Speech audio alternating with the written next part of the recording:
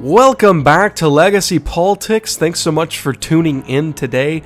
Really do appreciate it. As the screen says, Merry Christmas to everyone. Christmas is just a couple of days away, so we are really looking forward to that here in my family. I hope you and your family are doing well, and y'all are going to have a great Christmas. Today we're going to be jumping into a couple of things here, different things today.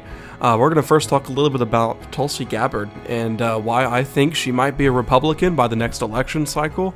And then we're going to do something kind of relaxing. We're going to talk a little bit about Spider-Man No Way Home, because like you know me, I'm a big Marvel fan. Talk a little bit about that. And then we're going to talk a little bit about the college football playoff. I actually have not seen Spider-Man No Way Home, so do not turn this video off just because you think I'm going to spoil the movie. I've not seen it. Do not know what's going to happen.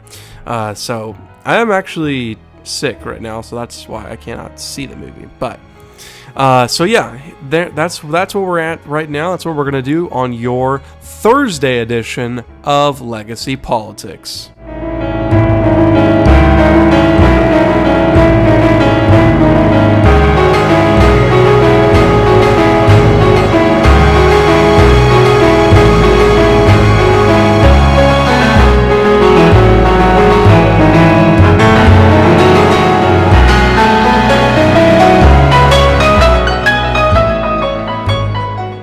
And like I said in the beginning, we are going to hit all into Tulsi Gabbard today, talking a little bit about why I think she might be a Republican before the next cycle. So if you don't know who Tulsi Gabbard is a 2020 presidential candidate for the Democrats. She's a former congresswoman. She's a soldier, and she's a former soldier, and she lives in Hawaii. She's a Hawaiian congresswoman, and she is on Fox News a lot. It seems like every time I turn on Fox News or Tucker Carlson tonight, Tulsi Gabbard is on there talking with them, doing something about it, disagreeing with Democrats and stuff like that. And it's even gotten, when Tulsi Gabbard was actually running for office, she was actually getting a lot of flack from Democrats. I mean, even Kamala Harris said something about it in the spin room after the debate. Watch this clip.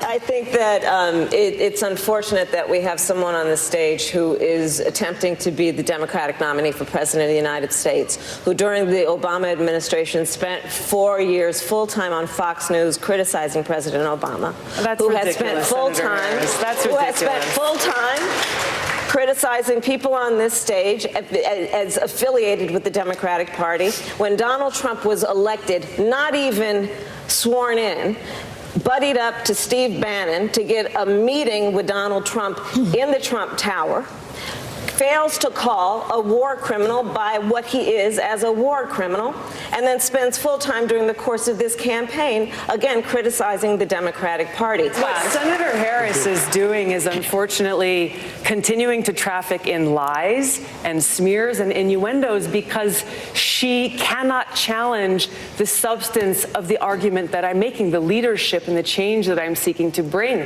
in our foreign policy, which only makes me guess that she will, as president, continue the status quo, continue the Bush-Clinton-Trump foreign policy of regime change wars, which is deeply destructive. What made you want to go there? Yeah, so I mean, as you see, Kamala Harris just completely criticizing her for literally going against party lines and welcoming in the new president when he was coming in. As President Trump was coming into office, Tulsi Gabbard went across party lines and welcomed him. I'm sure that's just an awful thing to do, Vice President Harris. I'm sure that's just a stupid thing to do. But I mean, just look at some of these tweets that Tulsi Gabbard tweets out. If America is a racist country, Arbery's killers would not have been found guilty by a nearly all-white jury in Georgia. Most Americans of all colors believe in Dr. MLK's adage that all as God's children, we should be judged by the content of our character, not the color of our skin. Now, if you remember from my last video, when we were talking about Kyle Rittenhouse and all the tweets by ridiculous Democrats tweeting out dumb things, this is something that a Republican would tweet out when Arbery's killers were found guilty. Obviously, justice was served. And then this one, talking about Rittenhouse. What did Tulsi Gabbard say? This is a Democrat, by the way. The jury got it right, finding Rittenhouse not guilty on our charges. The fact that charges were brought before any serious investigation is evidence that the government was motivated by politics, which itself should be considered criminal. Now, both of these tweets obviously do sound like a Republican would tweet them. And like I said, a lot of people were bashing Tulsi Gabbard for actually going against party lines. It went so far that the President of the United States even defended her in a one-on-one interview with Sean Hannity. They had 2,500 subpoenas, 500 witnesses, all because probably Hillary Clinton said, just like she did with Tulsi Gabbard, just like she did with Jill Stein. She said, Jill Stein is a Russian asset. Now, I don't know Jill Stein. I know her as an environmentalist, okay, and probably a good woman. The last thing she is a Russian asset. I don't know Tulsi Gabbard, but I know one thing. She's not an asset of Russia. These people are sick. There's something wrong with them.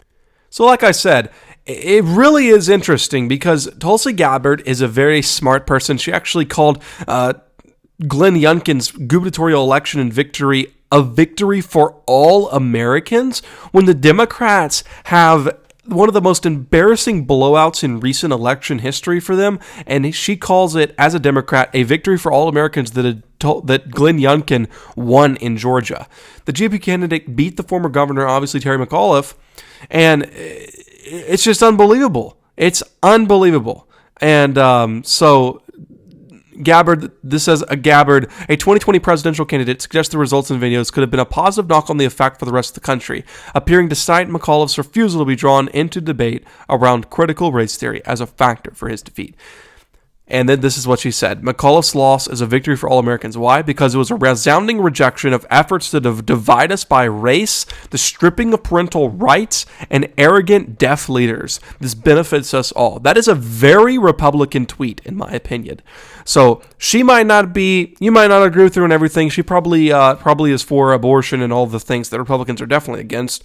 But you have to at least consider the possibility that this might be something to keep an eye on, for sure.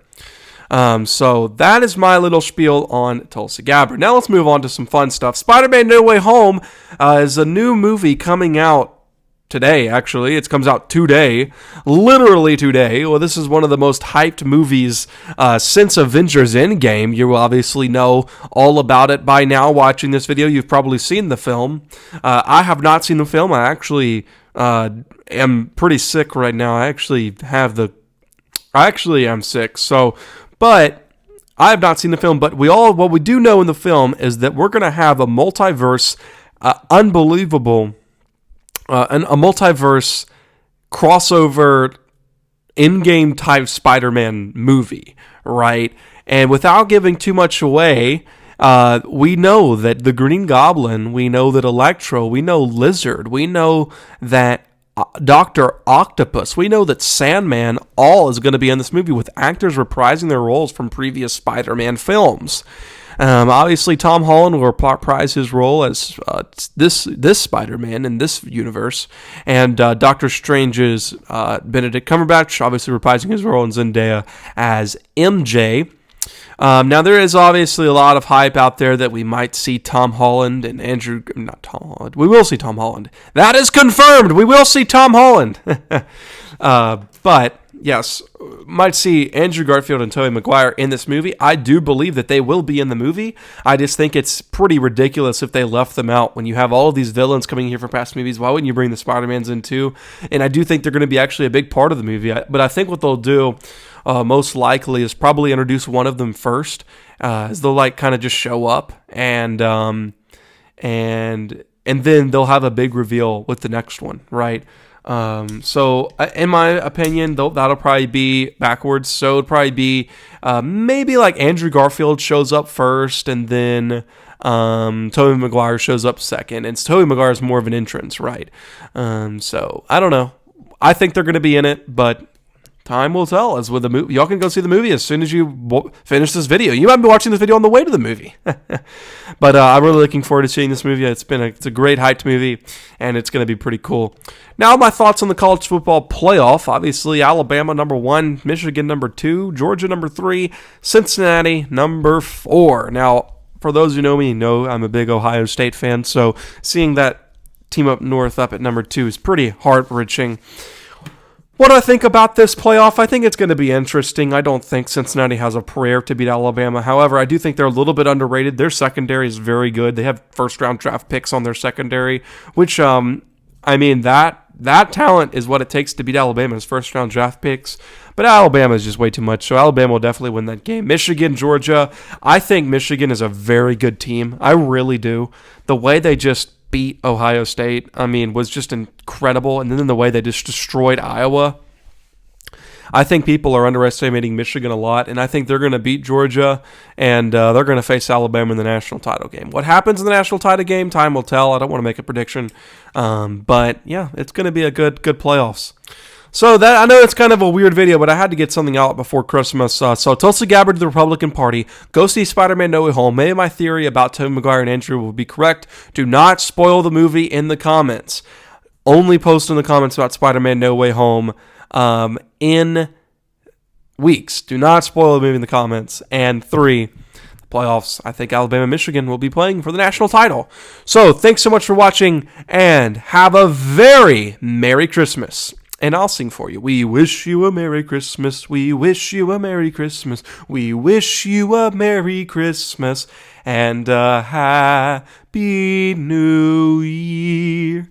Did you like that singing? I know, it's pretty funny. But anyways, have a great Christmas. Have a great New Year. This will be the last video for me until 2022. So you're going to have all of next week. You're not going to have a video. And you're going to have all of the following week. And you're not going to have a video. That Monday after that second week will be the first time you see me in 2022 as we get ready for the 2022 midterms coming up. So we'll dive right into that coverage. It's going to be awesome, and here we go. So thanks so much for watching, and have a great Christmas and a Happy New Year. Thank you. Legacy Politics, out.